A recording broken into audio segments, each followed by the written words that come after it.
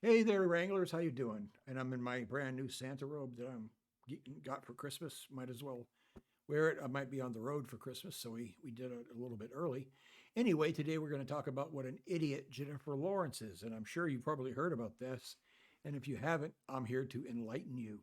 And normally I don't do YouTube, what you call it, gossip or celebrity drama or any of that, but this had to be addressed. And I had to make a list and I had to deal with it. So, what Jennifer Lawrence said is that she was the first female cast in the lead of an action role of a film, an action film or whatever. She was the first one to ever be the lead in an action movie. And the person that was interviewing her was this lady from some the Woman King movie, which is horribly inaccurate and getting panned everywhere. And that woman just nodded along. And Jennifer Lawrence says, yeah, she was. Jennifer Lawrence claims to be the first female action hero lead. And so we're going to talk about that. You know, as you all are probably raging right now, there's plenty of female action leads that have been in the past, long before Jennifer Lawrence in 2012 was cast in the Hungry Games, which I haven't even seen. But I'm not going to talk about the movie itself. I'm going to talk about what she said. But okay, so she said she's the first one cast in an action role. First of all, she's not. There was a movie called Buffy the Vampire Slayer where Buffy was the lead in an action role and she killed a lot of vampires. This went on to become an entire television series of her being the lead in an action role. And the next, as I go through this list, it all applies to the same thing. Female leads in an action role. Next, we had Xena. Okay.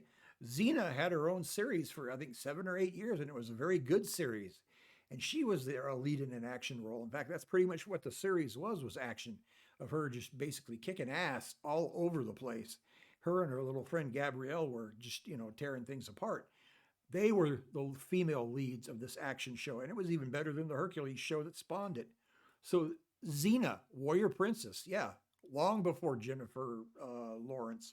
Okay, then we had some of the most iconic movie characters to ever exist. They call the Hungry Games or Hunger Games or whatever, they call it sci-fi. Well, one of our first huge sci-fi influences was Ripley from Alien and Aliens. When I was a kid, and whenever that movie was coming out, nobody thought of Ripley as a male or female or anything. We just thought of Ripley as somebody who kicked ass on the aliens, and she was the lead in that series. And she, that is an action series. That's an action horror series, by the way. Um, Next, we got Sarah Connor from Terminator, another sci-fi lead that was long before the Hunger Games. And we saw Connor and Ripley both evolve from kind of, well, not really Ripley, but we saw Sarah Connor evolve from a mousy little girl to, you know, somebody you would never want to mess with, not in your darkest dreams. She was even worse. She was even more effective than the Terminators. She killed them. She could take the Terminators out, and she was the lead of those shows long before Jennifer Lawrence did anything. I don't think Jennifer Lawrence has seen those movies. She hasn't seen Alien or Aliens or uh, Terminator, all the various Terminator versions. Then we had, yeah, I mentioned Ripley and Sarah Connor and Xena. Laura Croft, Angelina Jolie played Laura Croft. Okay, that's pretty much an action role. It's like a female Indiana Jones for those of you who don't know what Tomb Raider is, but many of you know it better than I do. So because it's a game. Then we had. Let's go back some. She might not have seen these, but I'll preface that. Wonder Woman, starring the beautiful Linda Carter, it was first a movie, not on the theaters, but a television movie, and then it was a series where Wonder Woman beat up the bad guys with her and used her magic lasso and all of that stuff. Wonder Woman was the lead of the series Wonder Woman, and it was an action series, plain, straight up superhero action series. And I remember it used to come on right around the time the $6 Million Man did. And you had Wonder Woman up there with Linda Carter, who looks almost identical to what she did, back in the 70s that she does today. The beautiful Linda Carter, the talented Linda Carter. She's a singer. Okay, and she was a lead in an action role. We had the Bionic Woman who had her own series and her own movie, movie and television series, where the same sort of thing as Wonder Woman, superpowered individual beating up the bad guys. Okay. There was some in the 70s. I think it was called Foxy Brown, and I hope I'm not confusing it with the Tarantino remake, but there was a, um, uh, I think Foxy Brown was from the 70s, and she did karate and stuff and would beat people up. So we had a female action hero there, kind of like Black Belt Jones, but we had Foxy Brown. We had a female lead in an action role. Okay, then we had okay, here we go. She had to have seen this. Who of you have heard of Quentin Tarantino? Well, a lot of you have. Quentin Tarantino made a couple of movies called Kill Bill. The main person in Kill Bill was Uma Thurman, and this was a 100% action role. She was fighting with a samurai sword, shooting people, all kinds of stuff. She was going after David Carradine. She was, cutting heads and chopping heads and taking numbers. She was the lead in an undoubtedly action movie. I mean, complete action role. And she was a very vicious opponent. She was killing other assassins that were females in an action role. Okay, all of them with different abilities. So she killed. Uma Thurman is up there way before Jennifer Lawrence. Okay. Um, in the 70s, again, we had a show called ISIS that was on Saturday mornings where ISIS was a superhero that fought the bad guys. There was actually a Supergirl movie that was an action movie. It was along the same lines as the Christopher Reeve era, but it was a really bad movie, so it didn't get any traction. But it was still a female action lead in the role. It was an action movie with a female lead. Um, we had Sharon Stone in The Quick and the Dead. Okay, an action movie with a female lead. I think she was a gunfighter. Then, of course, we had the Carrie Fisher in Star Wars. She could kick ass when she needed to. She wasn't the lead. Probably the leads were, supposed to be Skywalkers. It was a story of the Skywalkers, but and she eventually. Well, actually, wait a minute. She was a Skywalker. That's right. She was a Skywalker. So we saw Princess Leia do some damage. She killed Jabba the Hutt with a chain. She was in do what she could when she could, and she led the galaxy, led the rebellion. So that's a pretty good role, I think. Let me see. We got okay, Supergirl, Sharon Stone, Princess Leia. Oh, then in the 70s and in modern times, in the 70s we had Charlie's Angels, and then in modern times we had Charlie's Angels. There was a group of three beautiful secret agents.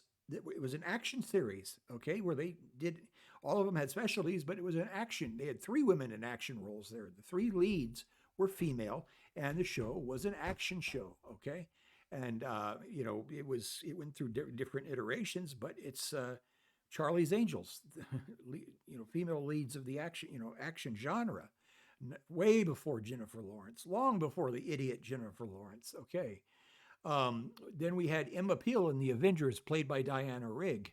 The Avengers was kind of a spy slash action show from the 70s and 60s. I think it was 60s, played by the beautiful at the time Diana Rigg. She was just absolutely gorgeous and wore this really cool looking cat suit. And she was, it's not the Avengers like the Marvel Avengers. It was, they were British secret agents, and she was fantastic in it. She's beautiful and deadly.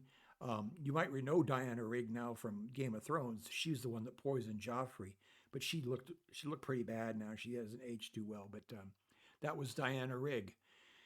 All right, another woman who led the female, who became a female action hero because of what she went through was Jamie Lee Curtis in yeah, it was Halloween. She fought Michael Myers multiple times, okay?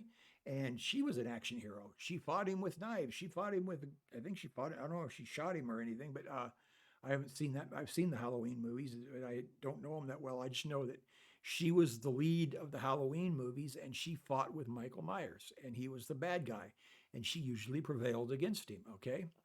And so we have that. We have Jamie Lee Curtis was way before Jennifer Lawrence, and Jamie Lee Curtis was an action hero. Okay, I keep saying that over and over again. We had Jodie Foster in Silence of the Lambs, who had to kill Buffalo Bill, and then Julianne Moore too had to do a lot of action scenes for her version of the Clarice Starling in both of those movies. So Clarice Starling was the lead in both of these movies, and both of these movies were action movies, thriller action movies, led by females. Okay, of course Hannibal Lecter was there all the time like a spider in a web, but these movies were the leads were Clarice Starling. Okay, that was the lead, and no matter who was playing her, that's the lead. There's been 4 or 5 actors to play her, I think, in different series and stuff. So we have that Jodie Foster, Julianne Moore. Man, these are all before Jennifer Lawrence, and I'm going to stop there because it's no fun just reading the list. You guys, now you know what I'm talking about with these. Excuse me when I say that Jennifer Lawrence is a complete and utter idiot. She hasn't, it's kind of embarrassing that she's a star and is completely unaware of any of the history of female actors in action roles. She's just oblivious. She's completely oblivious. Probably not only in that, but many other things. So if you're Jennifer Lawrence, if you're listening to this, you're a moron. You're just a complete and utter moron. So keep your mouth shut. Go out when they interview you. Just sit there like you're a deaf mute. No pun intended on, or no insult intended to deaf mutes. That would be a downgrade for them. I'll put them above Jennifer Lawrence any day. But act like you can't. Just sit there and smile and nod your head because you have no idea what you're talking about. And there are plenty of female actors and or actresses. I'm not sure what they call themselves now, who knew this stuff, who have been through this. And I'm sure right now, Sigourney Weaver is about ready to climb through her computer and take Jennifer Lawrence's head off, which would be something to see. But that's not really going to happen. But I'm just saying, that's probably some infuriating stuff to hear whenever you hear some little kid say that. It's almost the equivalent of Jason Alexander saying on Seinfeld he was the first one to play Captain Kirk when he was doing a Captain Kirk imitation. Anyway, that's going to do it for my show today. We're going to get back to the crime here in a minute, but this just had to be brought up. This had to be mentioned. I'll see you at the next roundup. Oh, wait a minute. Right before I do this. Rooster Cogburn. We had a female action hero, or she was did her best. She was very young, but the Maddie, I can't remember her last name, but Rooster Cogburn, John Wayne was the lead, or Jeff Bridges, and then we had the girl that he was working with, and she was a pretty tough little cookie, and it was an action movie, and John Wayne was the drunken sot, barely able to stay in his saddle, and she was the one driving all of the action and even participating when she could. She tried to shoot Ned Pepper, but she wasn't used to using a gun. So anyway, she was the boss of the movie. The movie followed her. She was the main character. So we'll talk to you guys later. See you at the next roundup.